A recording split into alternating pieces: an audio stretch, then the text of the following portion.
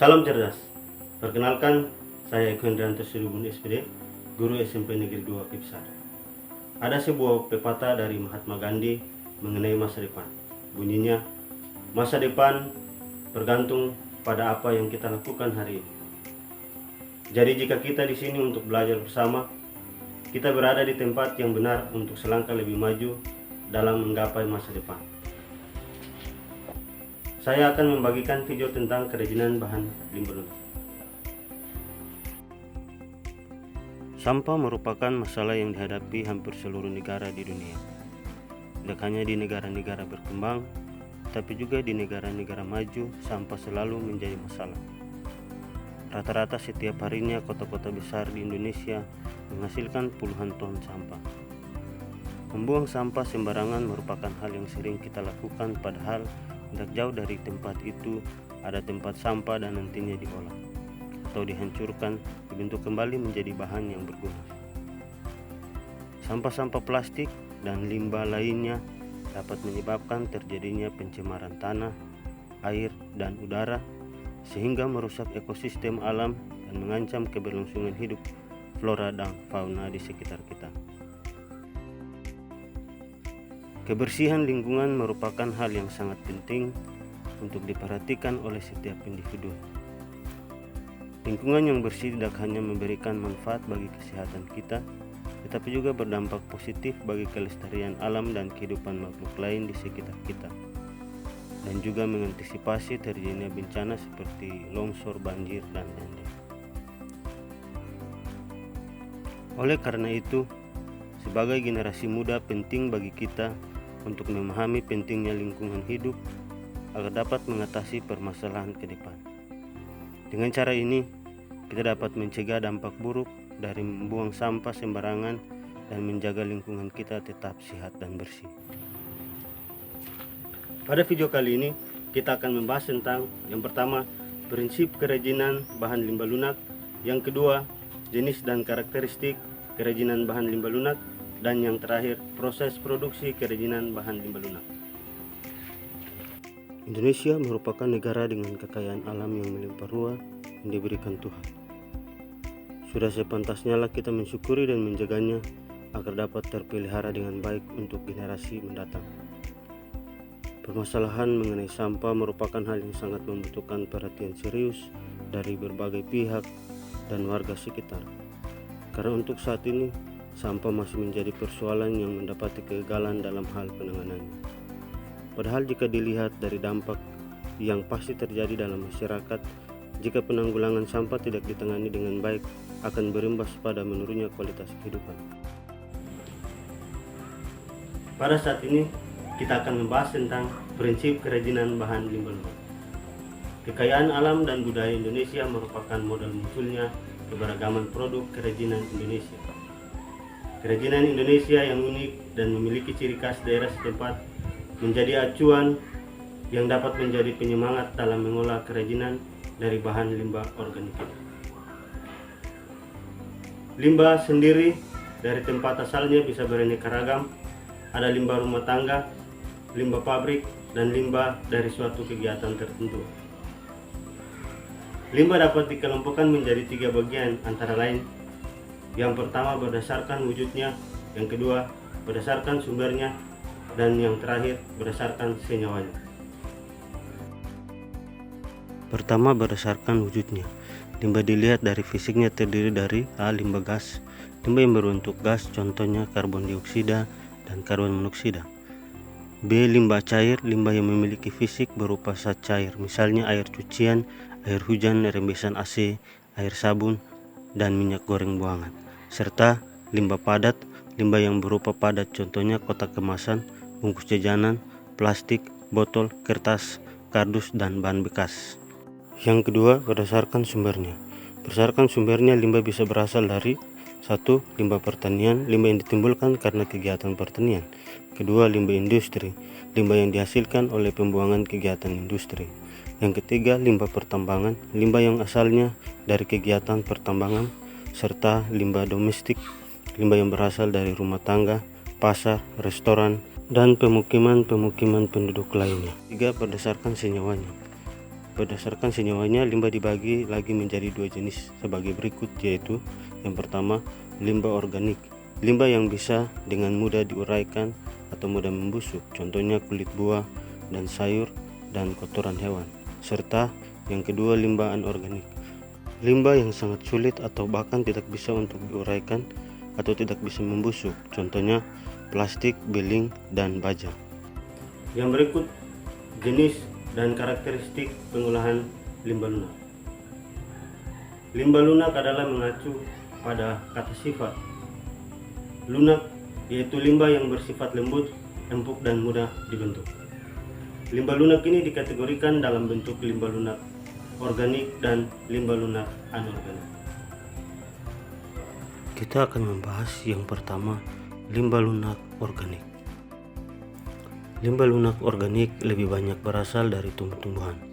Semua bagian tumbuhan yang dapat dikategorikan limbah dapat diolah menjadi produk kerajinan.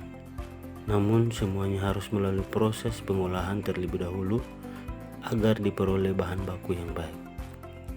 Limbah lunak organik juga disebut dengan limbah basah. Penyebabnya karena limbah lunak ini termasuk sampah yang mempunyai kandungan air yang cukup tinggi dan mudah sekali membusuk jika tidak langsung diolah saat ingin dipergunakan kembali. Pengolahan limbah organik basah dapat dilakukan dengan cara pengeringan menggunakan sinar matahari langsung hingga kadar air dalam bahan limbah organik habis. Bahan limbah lunak organik yang sudah kering merupakan bahan baku yang nantinya dapat dibuat menjadi berbagai macam produk kerajinan. Yang kedua, limbah lunak anorganik. Limbah lunak anorganik berasal dari bahan olahan dengan campuran zat kimia dan menghasilkan bahan yang lembut, empuk, lentur, dan mudah dibentuk serta diolah dengan bahan yang sederhana. Sementara sifat dari limbah anorganik relatif sulit terurai dan mungkin beberapa bisa terurai tetapi memerlukan waktu yang lama. Limbah lunak organik umumnya berasal dari kegiatan industri, pertambangan, dan domestik dari sampah rumah tangga.